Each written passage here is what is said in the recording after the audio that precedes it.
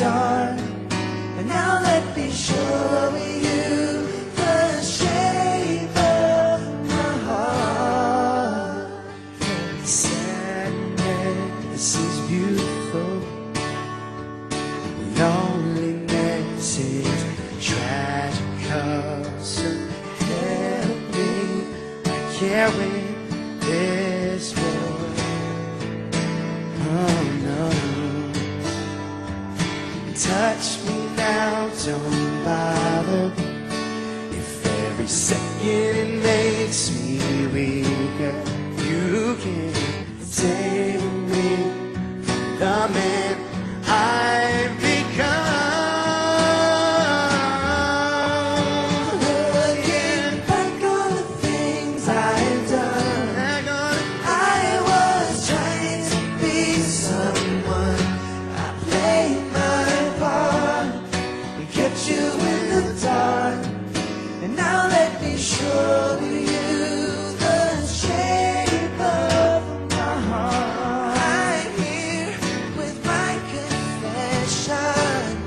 I got nothing to hide no more.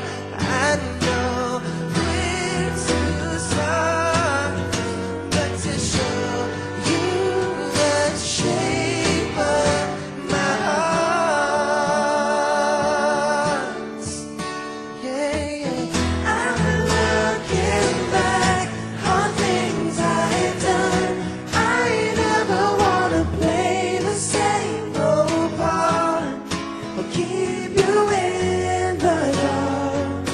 But now let me show you the shape. Looking back on the things I've done, I was trying to be someone, trying to play my part and kept you in the dark. And now let me show you the shape of, show you the shape of my heart. Welcome back to Private Sessions. You just heard a beautiful acoustic rendition of Backstreet Boys' Shape of My Heart off of the Boys' third and 8-time multi-platinum album, Black and Blue. Now, before we go any further, we like to surprise our guests with fans and friends. And so before we move along, take a look. Someone had a question for you. Hey guys, hi Lynn, hi everyone at Private Sessions. Now, I have a question that I've been thinking for 15 years, and hopefully you can give me the answer. Now, when we were with Transcontinental Records and Lou Pearlman, we were always, of course, pitted against each other, and we would hear like things that y'all would say, and I'm sure that they would say things that we would say about you guys, and it was always blamed on Kevin. Now, I was wondering if you heard things that we would say about you guys, who in NSYNC was blamed for it mostly? Because I have a feeling it was me. So can you please clarify that one? That's awesome. That's funny. That's actually funny that he would, because that's some inside stuff there. That's really funny. All right, so give it to me. Well, like you said, there was a lot of, like, you know, the media as well would try to put us up against each other and constantly say, like, oh, we heard that, you know, you guys feel this way about them, or they feel this way about you guys and stuff like that. So, but I think it's just because, you know, the nature of us being two, you know, similar groups and coming from the same camp. Absolutely. There was only one the real oldest actual member, though, in the group that I think got the... Chris Patrick, I think, got a lot of time. That was the only actual, like, real rivalry was between me and Chris. That was the only That was over a girl. Yeah, over a girl that we both dated within a 3-year period, totally Did you get separate. into fisticuffs over it, or? No, but like, There you was never know, anything like now we're awesome friends. I mean, that was years ago. And we're both younger. For and real it was though, I mean, really think about it though. They came out of our backyard, right? So it didn't bother you whatsoever, AJ? No, I mean, honestly, it didn't. When it actually bothered me was when not only was that happening, but then they got signed to our same label. That's when it was just Well, like, having oh, the same label, the same manager, the same promoters, the same tours, same everything. the same it's a routing. business. Same wardrobe. did You know, we know that realize, they were we paying realize you now guys that to- it's a business. Exactly. Now it's not we look at it personal. differently. But then it was like, you know, We were the it's first hard- child. It's a He was hard. the second child. You know, you get a little bit of, like, you know, kind of jealous. But I Yeah, think you the went through stuff all that- the hard I think the lessons. stuff that he's speaking about is all the, like, if we didn't take a show and they got the show and Yeah. that type of stuff Right. is what he's speaking about. Yeah. Who was the scapegoat? You know what I mean? When it came to the members, and he said that it was That's Kevin. funny they put it on Kevin. And I remember that being Kevin, and I think he's right.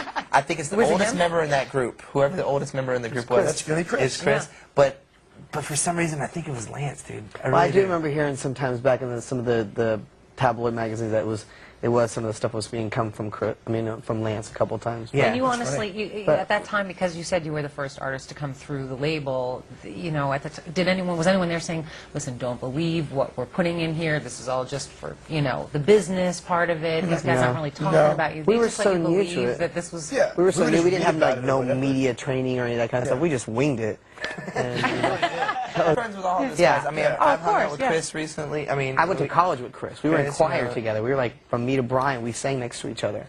Would you guys consider it a turning point or a crossroads in your career when Lou Pearlman, who was your manager and the guy that really discovered you and put you on the map, you in turn then had to turn around and sue him for withholding revenue from the group? Is this kind of something that may have changed your whole direction, or is it a wake-up call for you? I'll never forget what happened with the situation. We were actually over in Sweden. We were recording the Millennium album, and I was the very first one to step out and file a lawsuit. I filed an open-ended lawsuit, which in turn I was hoping that everybody would jump on with me, because one guy going against the group and the head guy, you know, I had no chance. So. Yeah. There's a lot of inside information. The statute of limitations was about to run out on the contract, so we couldn't go back. Right. And we needed to move forward. So I filed an open-ended lawsuit. The guys ended up joining on because, you know, we were the ones that were really busting our butts. We were touring all around the world. We were working very, very hard. And at the end of the day, you know, just like Nick said, it is a business. And we wanted to know that our efforts that we were putting into making us successful were, you know, we're going to pay off at the end of the day. We had done, you know, 5 or 6 sold-out shows in Europe, sold-out tours, pardon me, sold-out tours in Europe, and we had maybe $50,000, $60,000, $70,000 in the bank account. And this is like, did you this is 2 realize years something of, was going wrong? I mean, yourselves, or was it pointed out to you? Did it make you better business people in the business at the we time? used to have meetings, and he, would, you know, Mr. Perlman would show us charts, and we have stock in our company and all these things, and it was, you know, it was hard to grasp because we had no representation. We didn't really know how to run a business. We were young kids, and all we wanted to do was be successful. Right. So we went with it. But I think there was a turning point where we kind of looked at each other like, wow, you know, this needs to be a little more beneficial to us. I don't think we would change anything because of the fact that we are sitting here today, and we're better, you know, we're better friends for that, and I think we're better artists. You are, and the Backstreet Boys were, like you said, the first to come out of that management company and be explode on the scene as that boy band genre in the 90s kind of took effect. And then shortly after that, bands like NSYNC, and then you had, you know, 98 Degrees and LFO and all that. Did you find that it was really tough to kind of stay on top of your game at that point? We didn't know what we were doing. Like Howie said, we were winging it, just Really? going out there, learning ourselves, and then everyone else was able to follow us and kind of do what we did and capitalize off of that. Did you know that you were blazing a trail like that at the time? We didn't really know. Had no We clue. started to realize a little later on that we were blazing a trail, but when you're in it and you're working as hard as we did, and you're doing as many shows as we did, and in a year, I could say that, I mean, in our heyday, we were doing like 200 shows maybe a year or something crazy like that. You know, probably more than that. I've come to realize in the industry, the record industry, like once something's successful, every label wants to copy the same thing. Of course. Like you see, like there's an Ricky Martin, there's an Enrique Iglesias, there's you know Britney, there's also you know Jessica Simpson, there's you know Christina Aguilera. Like everybody now, I hear like the next thing is finding the next Justin Bieber. Oh, you know, yeah. so it's I like think for they already us, found him. He's exactly. 12. I'm sure there's probably 10 of them already. When you have competition, it makes you strive to work harder. And I look at it back in the past, like that made us, you know, step our game up. And that's why I think we were able to keep on constantly putting out better and better material, because we knew if not, there's these people right behind us.